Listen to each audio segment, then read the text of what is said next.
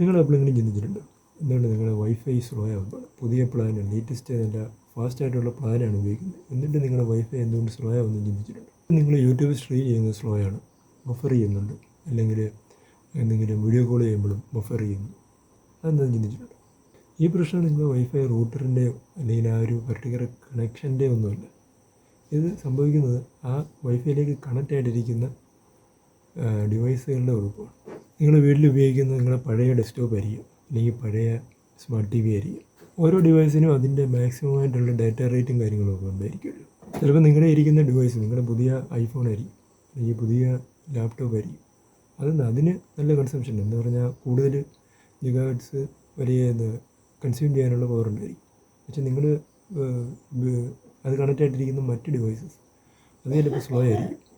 അപ്പോൾ അത് സ്ലോ ആയി കഴിഞ്ഞാൽ ബാക്കിയുള്ളതിന് അത് സ്ലോ ആകും. ഇതിന് സ്ലോവസ്റ്റ് ക്ലയൻറ്റ് പ്രോബ്ലം എന്നാണ് പറയുന്നത്.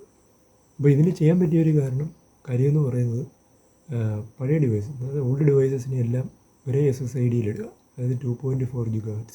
VLANs ഉപയോഗിക്കുന്നുണ്ടെങ്കിൽ അതിനെ ഐസൊലേറ്റ് ചെയ്യുക. പിന്നെ ആ VLANനെ റേറ്റ് ലിമിറ്റ് ചെയ്യുക. അതായത് ഇപ്പോൾ ഈ ഡിവൈസസ് പ്രിൻ്ററൊക്കെ ആണെങ്കിൽ അതിന് ജസ്റ്റ് ഒരു കണക്ഷൻ മതിയില്ല, അല്ല വലിയ ഹൈ സ്പീഡൊന്നും വേണമെന്നില്ല.